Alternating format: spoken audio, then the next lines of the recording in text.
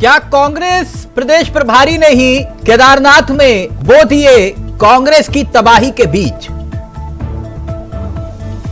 जी, सवाल अपने आप में बड़ा है कि कांग्रेस प्रदेश प्रभारी ने ही केदारनाथ में कांग्रेस की तबाही के क्या बीज बो दिए हैं? पीसीसी को दरकिनार कर प्रदेश प्रभारी ने रिपोर्ट तलब की पर्यवेक्षकों की, और पर्यवेक्षकों ने रिपोर्ट सीधे दिल्ली भेज भी दी।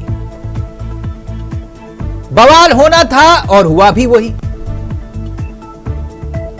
अब पैनल में जिनके नाम वो तो ठीक, जिनके नहीं वो नाराज।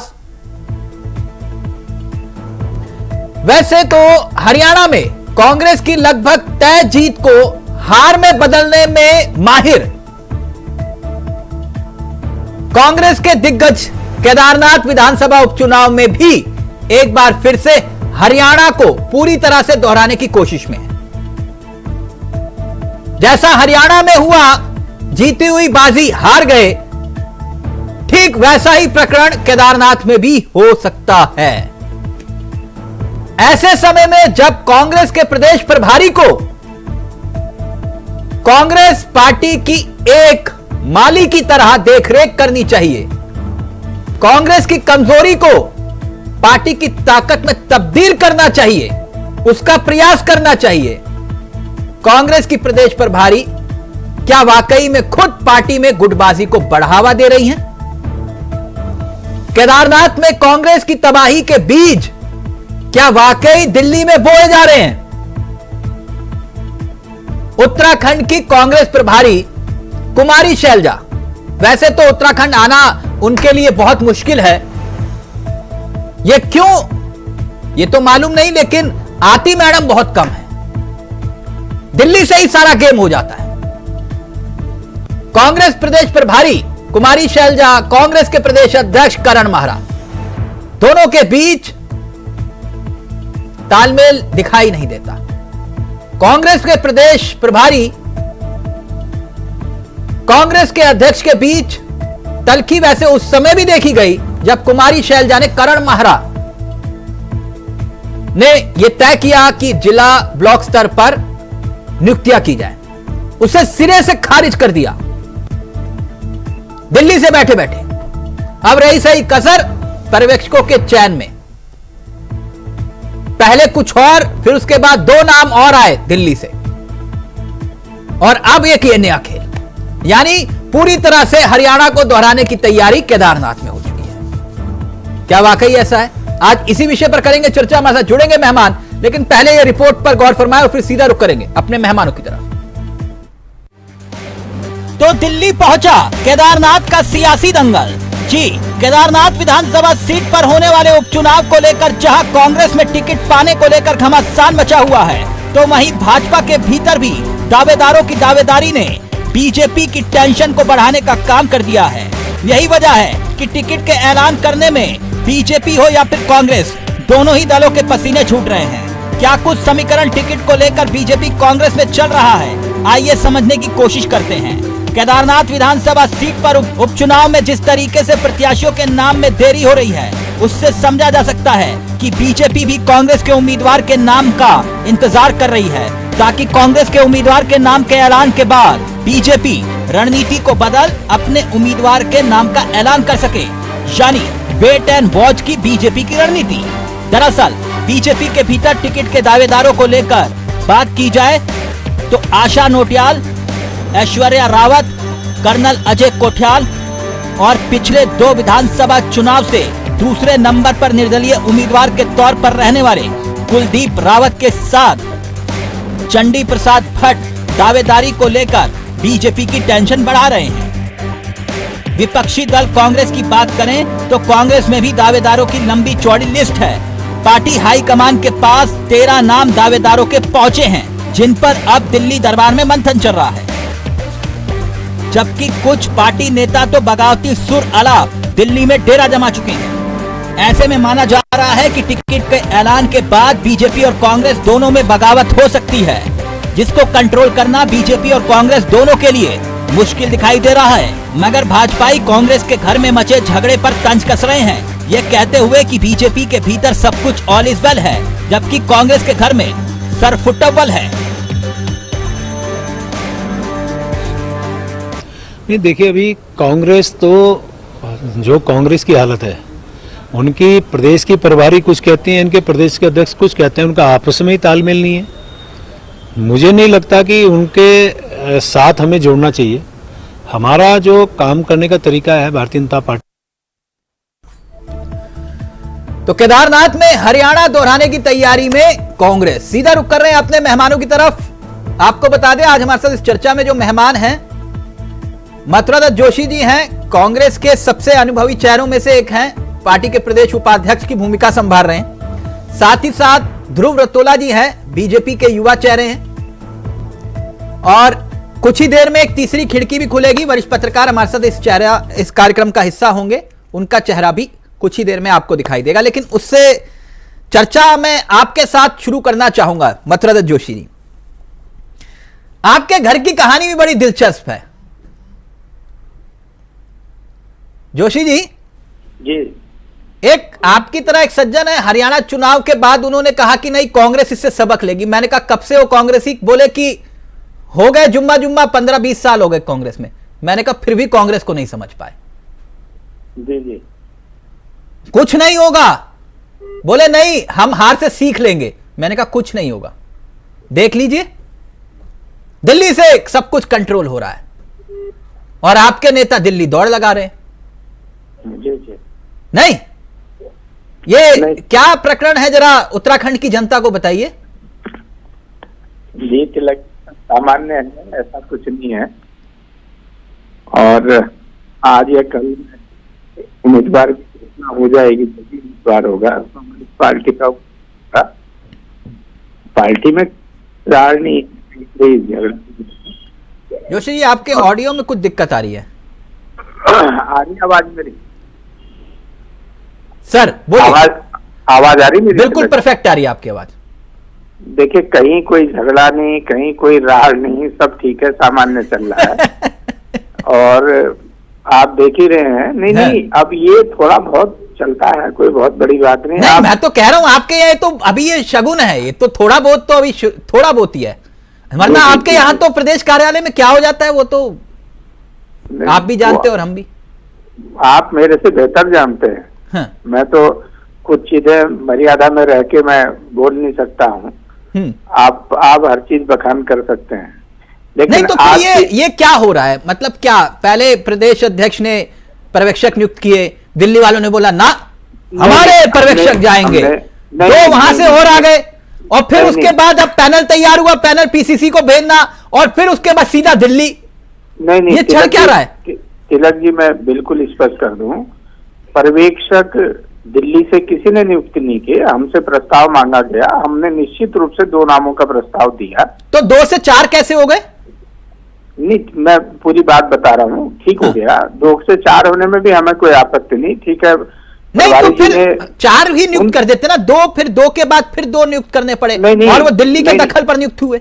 नहीं, वो 2 का प्रस्ताव भी हमसे ही मांगा है। मैं आप कहें तो मैं रिकॉर्ड भी आपको दिखा दूंगा कि हमने वो 2 का प्रस्ताव भी भेजा। प्रभारी जी ने वही पत्र माननीय अध्यक्ष जी को लिखा कि आपके पत्र संख्या इतने इतने के क्रम में फला फला को यहाँ का पर्यवेक्षक नियुक्त किया जाता है। ठीक हो गया, कोई दिक्कत नहीं है। अच्छा, कोई दिक्कत नहीं, कोई दिक्कत नहीं, हमें कोई आपत्ति नहीं है। हमें उसमें भी कोई आपत्ति नहीं कि उन्होंने पीसीसी को रिपोर्ट दी नहीं दी, वो उनकी इच्छा है। वो जो शिषपाल मिश्र ने चिट्ठी लिखी है वो क्या है? लेकिन निश्चित रूप से दूसरी चीजें हैं। देखिए, जो मेरा अनुभव है, इतने साल का मैं भी राजनीति देख रहा हूँ, मैं भी लगभग हर अध्यक्ष के साथ, हरीश रावत जी से लेकर यहाँ तक काम कर चुका हूँ। ये बात मैं बोलने वाला था, जो आप खुद कह रहे हैं। पीसीसी में भी मैं रेगुलर 2012 से प्रत्यक्ष और अप्रत्यक्ष रूप से बैठ ही रहा हूँ। यशपाल आर्य के साथ भी प्रवक्ता था, पीसीसी में बैठा, किशोर उपाध्याय जी के साथ मुख्य प्रवक्ता था, तब भी पीसीसी में रेगुलर बैठा, और आदरणीय प्रीतम सिंह जी के साथ भी बैठा, गुदियाल जी के साथ तो महामंत्री संगठन के रूप में मुझे काम करने का मौका नहीं, मिला। मैं आपके तजुर्बे को चुनौती नहीं दे रहा हूं सर, लेकिन ये जो चल रहा है ना, ये जो चल रहा है, ये पार्टी की सेहत के लिए अच्छा है, आप मानते हैं इस बात को? मैं बता रहा हूं, लेकिन कुछ चीजें हो जाती हैं, जल्दीबाजी में गलती हो जाती है, लेकिन ऐसा नहीं है कि हमको कॉपी की है। उन्होंने अपनी रिपोर्ट की, प्रभारी को कॉपी दी है, लेकिन आज तक होता ये था कि ये जल्दबाजी में हो गया। पीसीसी में रिपोर्ट जमा होती थी, पीसीसी उसका आकलन करके वरिष्ठ नेता, माननीय प्रदेश उपाध्यक्ष जी, मैं फिर कह रहा हूं, मैं आपके तजुर्बे को चुनौती नहीं दे रहा, लेकिन आप मुझे एक उदाहरण देंगे कि पीसीसी को दरकिनार करते हुए प्रदेश प्रभारी को रिपोर्ट डायरेक्ट भेजी जाती हो? क्या ऐसा हुआ है आपके उत्तराखंड में संगठन के भीतर कभी? नहीं, ऐसा कभी नहीं हुआ, कभी नहीं। बिल्कुल नियम में वही मैं कहने जा रहा हूं आपको, कभी नहीं हुआ। लेकिन उसके बाद गलती से कहा पर्यवेक्षकों ने कि हमें चार पर्यवेक्षक गलती कर देते हैं सर, और वो जो एक अनुभवी व्यक्ति हैं और एक ऐसे जिनको संगठन का इतना लंबा तजुर्बा है। कभी कभी हो जाता है, कभी हो जाता है, और एक ऐसे व्यक्ति जिनको खुद संगठन की कमान संभाली है जिन्होंने, वो भी अपनी गलती कर लेते हैं।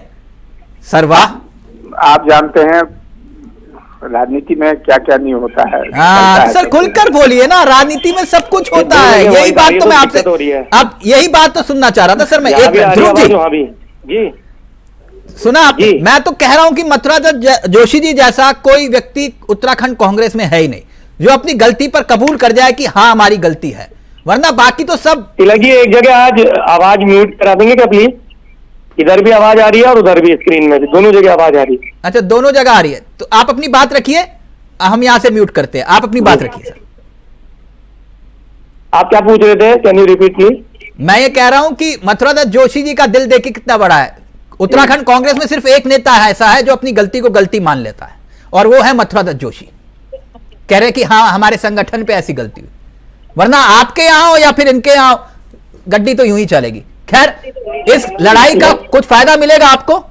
हरियाणा दोहराने की तैयारी में है कांग्रेसी? नहीं तिलक जी, आप भली भांति जानते हैं, लंबे समय से उत्तराखंड को कवर कर रहे हैं। मथुरा दत्त जी हमारे बड़े भाई हैं, आदरणीय। पिथौरागढ़ से लेके देहरादून तक आपकी सौम्यता, आपकी सरलता, आपकी सादगी की बड़े चर्चे हैं। मैं उनको प्रणाम करता हूं कि उन्होंने गलती एक्सेप्ट की है, और ये गलती इनको इतनी भारी पड़ेगी जो सिर फुटबॉल माननीय गणेश गोदियाल जी और हमारे भाई करण मेहरा जी कर रहे हैं।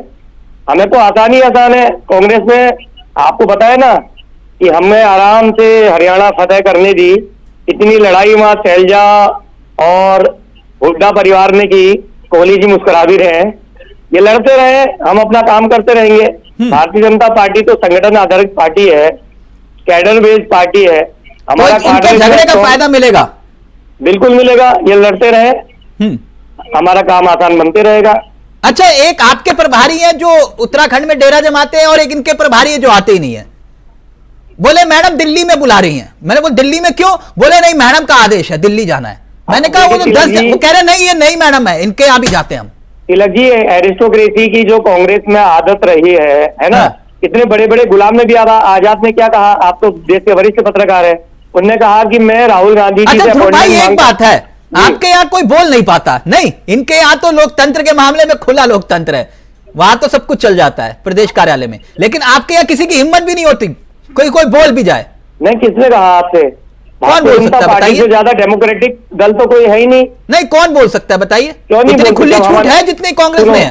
तिलक भाई सुनिए, आपके यहाँ तो कोई बोल भी नहीं पाता कि भैया हम भी दावेदार हैं। वो पैनल में नाम चला जाता है, पता चलता है कि दावेदार है। किसने कहा आपसे? बुलवा दीजिए जरा एक से। अरे भाई साहब, हम मर्यादित लोग हैं। हाँ, तो मैं वही कह रहा हूँ ना सर, जिन्हें आप मर्यादा कह रहे हैं उन्हें वो ये लोकतंत्र कहते हैं। मैं आपको एक आंसर दे देता हूँ जी। हमारे माननीय प्रदेश अध्यक्ष जब बैठते हैं महेंद्र भट्ट जी और महामंत्री संगठन अजय जी बैठते हैं, तो उनके साथ जिले की टीम बैठती है, स्टेट की टीम बैठती है, स्टेट का पार्लियामेंट्री बोर्ड होता है टिकट तय करने के लिए, कोर कमेटी, वो बैठती है, वहां नाम तय होते हैं। और 9 नाम हमारे राज्य ने, स्टेट ने सेंटर को भेजे हैं, और भगवान ने बाबा केदारनाथ का आशीर्वाद होगा तो कल या परसों में हमारा कैंडिडेट डिक्लेयर हो जाएगा। ध्रुव भाई जी, यूपी उपचुनाव में नॉमिनेशन 25 को होना है, 24 को डिक्लेयर हुआ। ताबूत में बंद करके रखी लिस्ट बीजेपी ने, बंद करके, और आखिरी दिन बस जैसे ही नॉमिनेशन का आखिरी दिन बोले नाम ऐलान करो, और आप कह रहे हो यहां यहां भी जब तक कांग्रेस नहीं करेगी तब तक आप पत्ते नहीं खोलेंगे, देखिएगा। खैर जल्दी से मथुरा दत्त जी, फिर उसके बाद नीरज कोहली जी आपके पास आ रहा हूं। वो ये कह रहे भरपूर फायदा मिलेगा इनके झगड़े का, कह रहे जितना झगड़ेंगे उतना वोट हमें। नहीं, अति आत्मविश्वास में है सर प्लीज फोन पास ले जोशी जी। कोई फायदा मिलने वाला नहीं है। आपने देखा होगा कि आज अगर फेसबुक सोशल मीडिया आप देखें तो भारतीय जनता पार्टी की कितनी बड़ी छीछालेदर हो रही है, इनके नेताओं द्वारा ही पोस्ट डाली जा रही है।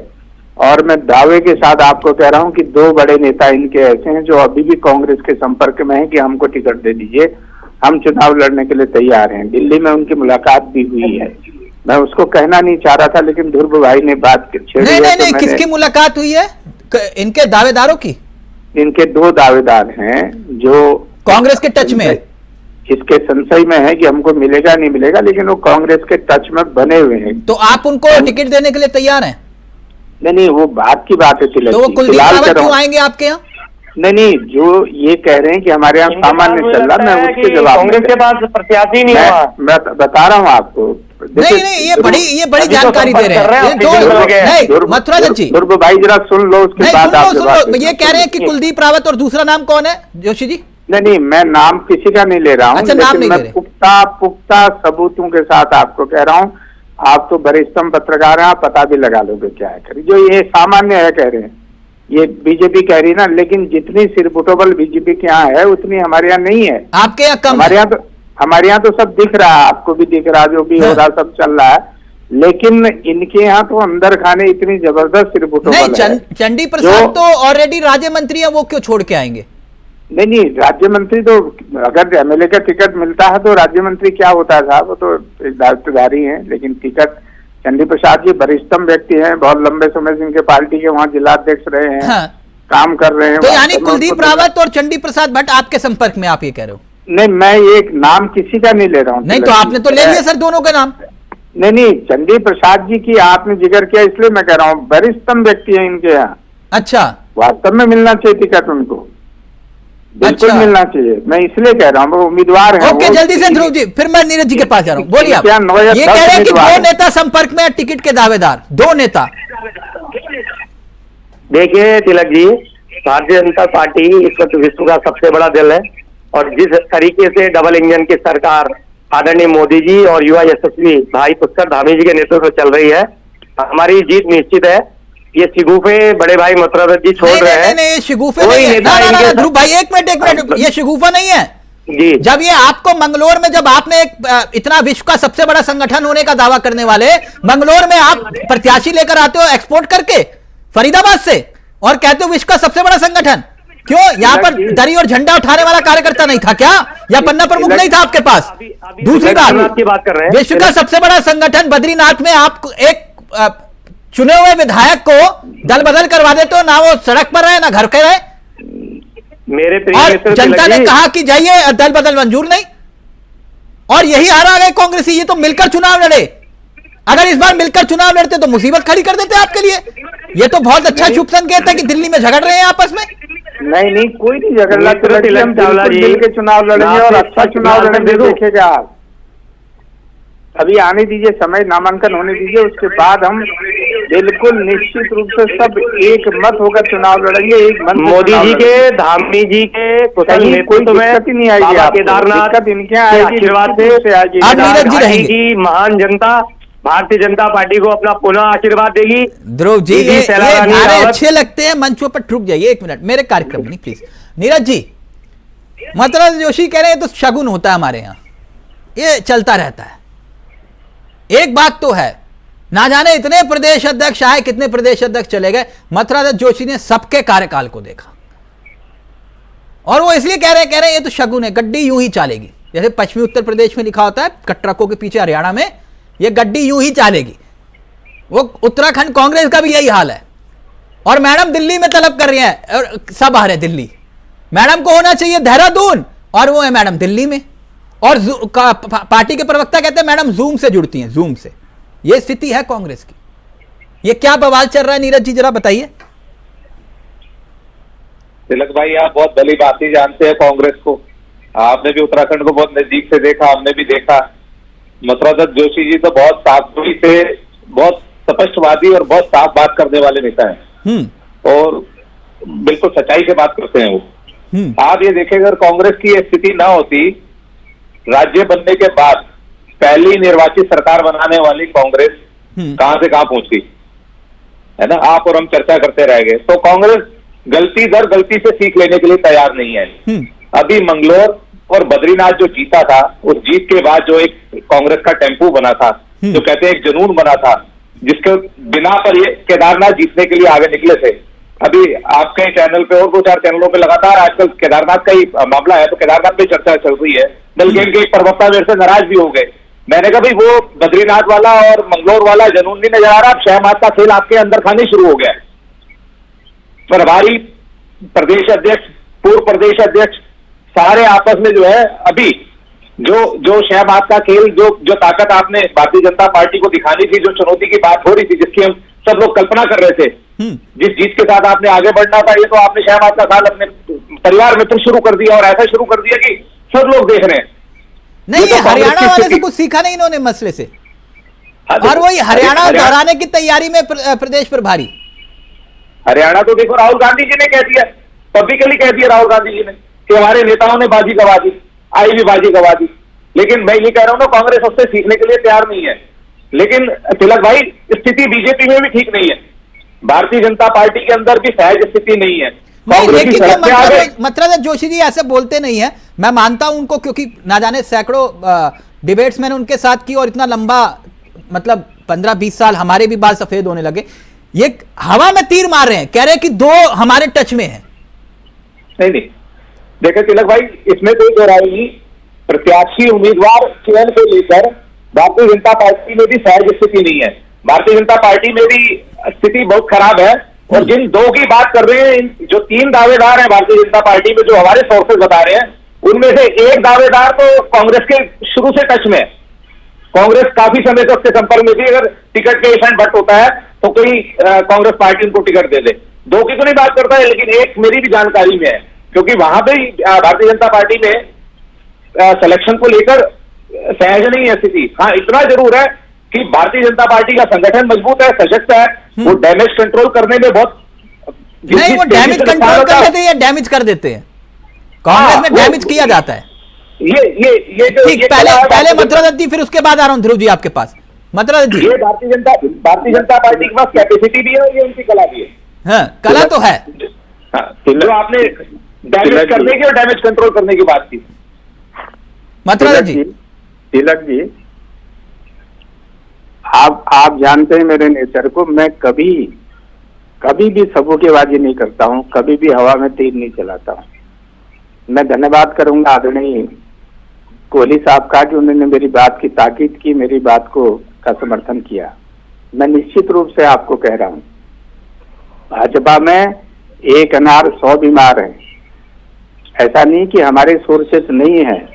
ध्रुव रौतेला भी जैसे हमारे शुभचिंतक भाजपा में हैं, जिनसे हमारी बातचीत भी होती है, चर्चाएं भी होती हैं, हमारे संबंध हैं, राजनीति अपनी जगह होती है, व्यक्तिगत मित्रता भी होती है लोगों के साथ। लेकिन भाजपा में ऑल इज वेल नहीं है। चलिए, हम भी तो आपके मित्र हैं, तो बता दीजिए जरा 2 कौन है।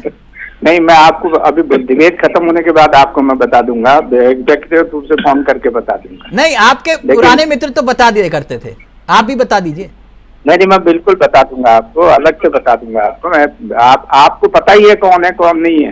कोहली साहब ने भी नाम नहीं लिया, लेकिन कोहली साहब को भी पता है कि क्या हो रहा, क्या हवा में क्या कोई चीज नहीं मार रहा है, न वो मार रहे न मैं मार रहा हूँ। हाँ।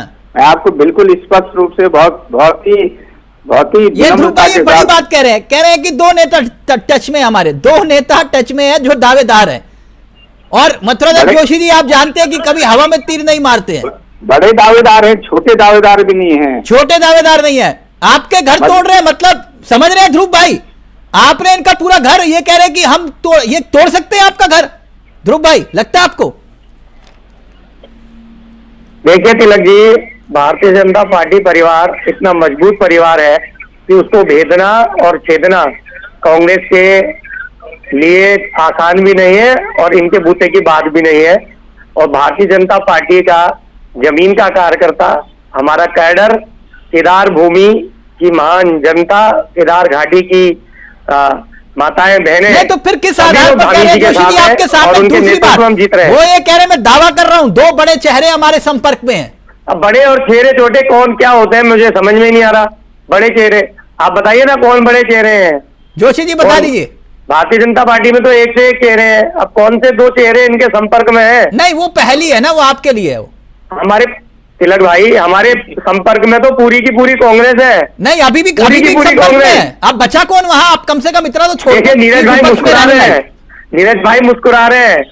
हमारे संपर्क में तो धारचूला से लेके, देखिए हंस रहे हैं मथुरा, नहीं धारचूला वाले तो बहुत, धारचूला से लेकर जो है आप हरिद्वार तक हमें नहीं मालूम है। काशी तक, हरिद्वार तक सभी हमारे संपर्क में नहीं, वो हमें भी मालूम है। धारचूला वाला नेटवर्क जो है वो नेपाल से चलता है। छोड़ दो उस बात को ध्रुव भाई, क्यों बुलवा? धामी जी का नेटवर्क ही इतना स्ट्रॉन्ग है। हाँ। जब से वो इस राज्य में आए हैं, है ना, आप जानते हैं। हाँ, बात घुमा गया। मथुरा जी प्लीज जल्दी से, फिर नीरज जी फाइनल कमेंट आपका। नहीं, ये ठीक कह रहे हैं, धामी जी का नेटवर्क तेज है। हाँ। लेकिन भाजपा का नेटवर्क तेज नहीं है। ये फिर भी ध्रुव भाई गलतफहमी में है। ध्रुव भाई जरा बात कर लीजिएगा पार्टी के नेताओं से कि कहाँ क्या हो रहा, कौन नाराज है, कौन जा रहा, कौन फेसबुक में लिख रहा है, कौन चर्चा कर रहा, कौन गलत बारे में लिखेगा। फेसबुक में कौन लिख रहा है? ये भी देख लीजिएगा कौन क्या कह रहा है पार्टी के लिए। लेकिन कुल मिला के इतना जरूर मैं कह सकता हूँ कि केदारनाथ में स्थिति ठीक नहीं है। अभी भी कह रहा हूँ ठीक नहीं है, और बड़ी बुरी हालत पार्टी की होगी। केदारनाथ में कई चीजें आपको दंड देने के लिए एक तैयार। बात जोशी जी, ये प्रदेश प्रभारी आखिरी बार कब आए उत्तराखंड? नहीं, प्रदेश प्रभारी एक ही बार नहीं, नहीं, वो एक बार शायद आई थी। वो एक ही बार आई बस। हाँ, एक करवाने। कब आए थे जोशी जी? 3-4 बार आ गई है। 3-4 बार? हाँ जी। बड़ी देहरादून कांग्रेस के लिए है क्या? कुमाऊं में कभी ने पैर रखा, पूछिए तो। 4 बार तो उनका दौरा यहाँ हो गया है। मैं देहरादून का कार्यक्रम, राजधानी का। हाँ, राजधानी आई है बिल्कुल। हाँ, दिल्ली से प्रदेश कार्यालय से दिल्ली। मैं आपको कार्यक्रम भेज दूंगा। ठीक नहीं सर, वो आपका आला कमान जाने, आप जाने सर। ऐसे प्रदेश प्रभारी अगर भगवान भला करे आप लोगों को मिलते रहे। लेकिन एक बात नीरज जी, ये प्रदेश प्रभारी की काबिलियत पर किसी को कोई संदेह नहीं है। इससे पहले भी जो प्रदेश प्रभारी थे, इनके यहाँ समस्या यह है कि जिस प्रदेश प्रभारी को एकजुट करना चाहिए वो गुटबाजी को और बढ़ा देते हैं। नहीं नीरज जी? वो सब कुछ बैठ के दिल्ली में करते हैं ना, उत्तराखंड आने के उनको आना नहीं चाहते। हाँ। भाजपा सब कुछ उत्तराखंड में करती है, वो ये दिल्ली से लड़ाई लड़ते हैं। भाई यही फर्क है बीजेपी और कांग्रेस में। आज की बीजेपी और कांग्रेस में यही फर्क है कि वो सब चीजें दिल्ली से कर रहे हैं। यहाँ आके देखिए ना क्या है उत्तराखंड में, क्या हो रहा क्या नहीं है। नहीं, आज की स्थिति देखकर आपको क्या लगता है? केदारनाथ जो कल तक दिलचस्प लड़ाई दिखाई दे रही थी, अब क्या स्थिति दिखाई दे रही है? ये आपस में एक दूसरे का जो सर फाड़ रहे हैं। नहीं, निश्चित ही बात है कि ये कांग्रेस का जो संघर्ष और जो झगड़ा बिल्कुल सड़क पे दिखाई दे रहा है, उससे बिल्कुल कहीं ना कहीं बीजेपी को एडवांटेज मिला है। भले ही बीजेपी के पीछे, पर्दे के पीछे भी बहुत सारी चीजें ठीक नहीं है, लेकिन बीजेपी आगे है। अगर कांग्रेस सुधरती नहीं है, ये चीजों में सुधार नहीं करती, तो निश्चित ही बात है कि बीजेपी को एडवांटेज नहीं, अब तो यूटर्न है ही नहीं ना नीरज जी, अब तो यूटर्न है ही नहीं, अब तो मामला बहुत आगे बढ़ गया। हाँ, वही कह रहा हूँ, ये कह रहा हूँ, बिल्कुल। हाँ ध्रुव जी प्लीज जल्दी से फिर फाइनल। कांग्रेस में बिखराव है, भाजपा में ठहराव है। लड़ रहे हैं गोदियाल और करण मेहरा, और जीत की बहार है भाजपा में धामी जी के नेतृत्व में। हम पुष्कर सिंह धामी जी के नेतृत्व में केदारनाथ की महान जनता हमें अपना आशीर्वाद देगी, और बहन शैला दीदी को श्रद्धांजलि देगी, और उनके जो सपने थे उसको पूरा करेंगे हम। नहीं ध्रुव भाई, मुझे आपत्ति ना, प्लीज ऐसे नहीं, कम से कम शब्दों का चयन आप सही करिए। नहीं, श्रद्धांजलि देंगे ना, श्रद्धांजलि दी है हमने उनको, उनके अधूरे के सपने हम ही तो पूरा करेंगे तिलक भाई। मुख्यमंत्री जी ने कहा है कि जब तक वहां विधायक नहीं आएगा, वहां का विधायक पुष्कर सिंह धामी है, तो श्रद्धांजलि देना तो अच्छी बात है ना। अच्छा एक बात मैं चलते चलते एक बात कहूंगा नीरज जी, मैं हमेशा एक बात कहता हूं कि मथुरा जोशी जी सामने बैठे हुए हैं, इन्होंने तमाम प्रदेश अध्यक्ष आए कांग्रेस में और तमाम प्रदेश अध्यक्ष गए, अब आगे भी आएंगे। जब ये किशोर उपाध्याय को निपटा सकते हैं, समझ रहे हैं सर, तो फिर तो भगवान भला करे। मतलब किशोर उपाध्याय का नाम मैंने क्यों लिया नीरज जी, आप समझ रहे होंगे। जी, जिनको स्वयं दिल्ली की अदृश्य शक्ति का आशीर्वाद हो, जब उन्हें ही निपटा दिया गया तो फिर तो चाहे गोदयाल जी हो, चाहे यशपाल, या तो यशपाल आर्य जी की तरह ना काहू से दोस्ती ना काहू से बैर, ना कुछ करिए ना कुछ बवाल होगा, या फिर गणेश गोदयाल हो या फिर करण माहरा हो। कितने आए और कितने गए, अब प्रदेश अध्यक्ष को निपटाने की फिर तैयारी। जब किशोर उपाध्याय जी को नहीं छोड़ा तो फिर तो खैर। बहुत बहुत शुक्रिया आपका मथुरा जोशी जी का एक सियासी तीर कि दो दावेदार हमारे संपर्क में। नीरज जी आपका भी शुक्रिया और ध्रुव भाई आपका भी बहुत बहुत शुक्रिया। तो केदारनाथ का दंगल अब आ गया विकेट मोड़ पर कांग्रेस के लिए, क्योंकि हरियाणा दोहराने की तैयारी में है कांग्रेस। नमस्कार, जय हिंद, जय भारत, जय उत्तराखंड।